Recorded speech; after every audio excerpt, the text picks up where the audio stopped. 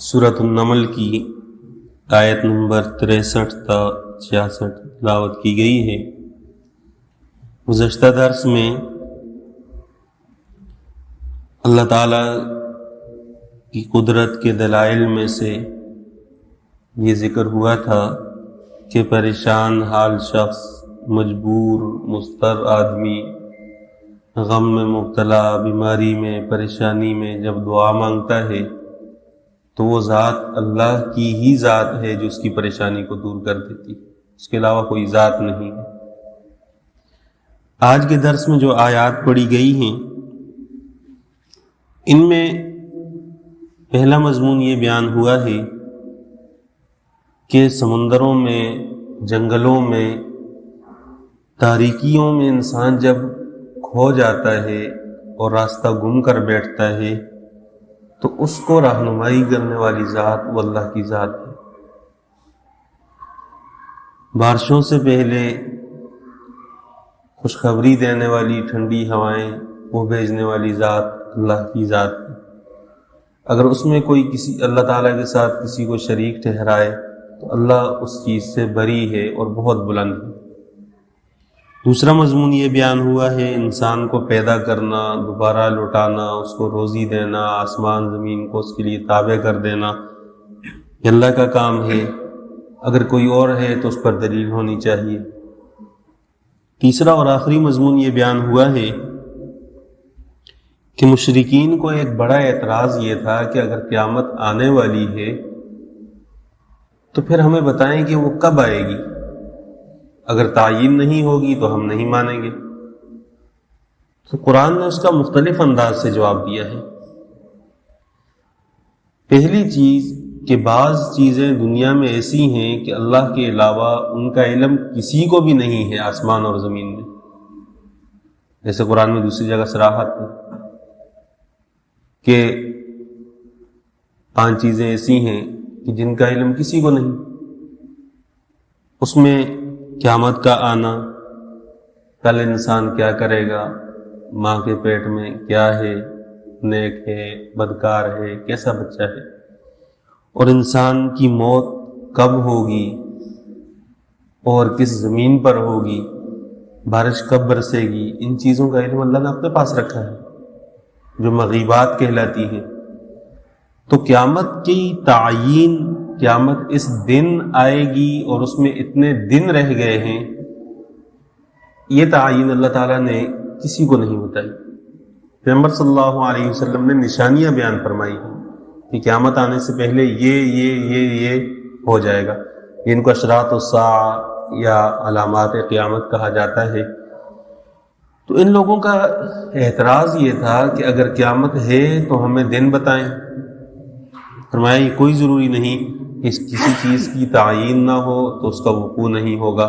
تو اس کے بعد فرمایا کہ اصل میں بات یہ ہے ان کی ساری فکریں، سوچ، ان کی عقل آ کر قیامت کے معاملے میں، آخرت کے معاملے میں تھک کر گر جاتی، ان کو آخرت میں شک ہے، اور اللہ کے اس حکم جس کی وجہ سے دنیا فنا ہوگی، آخرت کا نظام شروع ہوگا، قیامت آئے گی، اس کے بارے میں یہ لوگ اندھے ہیں۔ اب ان آیات میں بھی غور کر لیں اور آج کے مسلمان کی حالت بھی دیکھ لیں کہ دنیاوی طور پر تو وہ کانوا مستبصرین کی بڑی مثال ہے، بڑے فنون، بڑی چیزوں میں اس نے مہارت حاصل کی، تجربے بہت، کاروبار میں، تجارت میں، نوکریوں میں، اور فنون میں، اور اس میں اور اس میں۔ آخرت کچھ بھی نہیں۔ تو یہ کفار کی صفت بیان ہوئی ہے۔ مسلمان کے تو قریب بھی ایسی بری خصلت کا ہونا یہ بہت بڑا عیب ہے۔ آپ حضرات الفاظ کا ترجمہ دیکھ لیں۔ مَن یہدیکم فی ظلمات البر والبحر، کون ذات ہے جو رہنمائی کرتی ہے جنگلوں کی تاریکیوں میں اور سمندر کی تاریکیوں میں۔ وَمَن یرسل الرِّیاحَ بُشْرًا بَیْنَ یَدَیْ رَحْمَتِهِ، اور کون ذات ہے کہ جو بھیجتی ہے خوشخبری دینے والی ہوائیں بارش سے پہلے۔ جب بارش ہوتی ہے تو اس سے پہلے اللہ تعالیٰ کی طرف سے ایک ٹھنڈی ہوا ویسے ہی بھیج دی جاتی ہے، اور اس ہوا میں قدرتی طور پر ایک لذت اللہ نے رکھی، مزہ آتا ہے اس ہوا میں۔ اِلٰہٌ مع اللہ، کیا اللہ کے ساتھ کوئی اور معبود ہے؟ تعالی اللہ عما یشرکون، جن کو یہ اللہ کا شریک ٹھہراتے ہیں، اللہ کی ذات اس سے بہت بلند ہے۔ امن یبدأ الخلق ثم یعیدہ، کون سی ذات ہے کہ جس نے سرے سے انسان کو پیدا کیا اور دوبارہ اس کو لوٹائے گا اور پیدا کرے گا۔ ومن یرزقکم من السماء والارض، آسمانوں سے، آسمان اور زمین سے تمہیں روزی کون دیتا ہے؟ کہ آسمان سے بارش کا نزول اللہ کے حکم پر، زمین کا اگانا نہ اگانا یہ اللہ کے حکم پر۔ ما کان لکم ان تنبتوا شجرہا، تمہاری تو اتنی حیثیت ہی نہیں ہے کہ باغات کے درختوں کو اگا سکو اور ان پر پھل لا سکو۔ اِلٰہٌ مع اللہ، اللہ کے ساتھ کوئی ہے؟ غور کرو، دیکھو۔ قل ہاتوا برہانکم ان کنتم صادقین، اگر سچے ہو تو دلیل لے کر آ جاؤ، کوئی دکھا دے کہ اس میں اللہ تعالیٰ کے ساتھ کسی کا کوئی شریک ہے یا دخل ہے۔ قل، آپ ان سے کہیں، لا یعلم من فی السماوات والارض، نہیں جانتا کوئی بھی زمین اور آسمان میں، الغیب الا اللہ، مخصوص غیب کی چیزیں اللہ کے علاوہ۔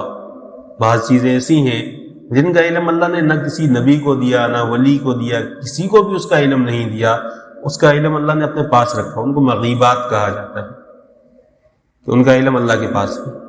ہمارے زمانے میں یہ جو نظریہ پایا جاتا ہے کہ پیغمبر صلی اللہ علیہ وسلم کو کل ما کان و ما یکون کا علم ہے، اور اس میں مغیبات کو شامل کیا جاتا ہے توڑ موڑ کر، یہ بات قرآن کی نص کے خلاف ہے۔ پیغمبر صلی اللہ علیہ وسلم کا علم کائنات میں سب سے زیادہ ہے، لیکن جتنا اللہ نے دیا اتنا ہے۔ اس لیے پیغمبر صلی اللہ علیہ وسلم نے قیامت کی تعیین نہیں فرمائی کہ فلاں سال فلاں دن قیامت آ جائے گی، علامات بیان کر دی کہ یہ علامتیں قیامت کی ہیں۔ فرمایا وما یشعرون ایان یبعثون، ان کی تو حالت یہ ہے کہ ان کو یہ بھی پتہ نہیں کہ ان کو اٹھایا کب جائے گا، دوبارہ کب جلائے جائیں گے۔ بل ادارک علمہم فی الآخرہ، بلکہ تھک ہار کر گر گیا ان کا علم آخرت کے معاملے میں، کہ آخرت کے معاملے میں ان کو کچھ بھی پتہ نہیں۔ دنیا میں مہارت ہوگی، بہت ساری چیزیں حاصل کر لیں گے۔ بل ہم فی شک منہا، بلکہ یہ لوگ آخرت کے معاملے میں شک میں پڑے ہوئے ہیں۔ بل ہم منہا عمون، بلکہ یہ آخرت سے ہیں ہی اندھے، ان کو پتہ ہی نہیں ہے کہ آخرت کیا چیز ہے، اور یہ اس کے واقف ہی نہیں ہے، اس کے احوال سے ایمان تو ہے ہی نہیں۔ لیکن ایمان بھی اس وقت بنتا ہے جب انسان کو علم ہو، یقین ہو، پھر اس کے بعد اس چیز پر ایمان بھی بنتا ہے، اخلاص بھی پیدا ہوتا ہے۔ جب انسان کو اس بات کا یقین ہو کہ یہ رخ صحیح رخ ہے اور میں چل رہا ہوں صحیح ہے، اس کے بعد اخلاص پیدا ہوتا ہے۔ جب تک پختگی یقین میں نہ ہو، اخلاص پیدا نہیں ہو سکتا۔ اگلی آیات میں اسی مضمون کی تائید اور پیغمبر صلی اللہ علیہ وسلم کو تسلی ہے، انشاءاللہ کل کے درس میں پڑھ لیں گے۔ اللہ تعالیٰ سے دعا ہے قرآن تعلیمات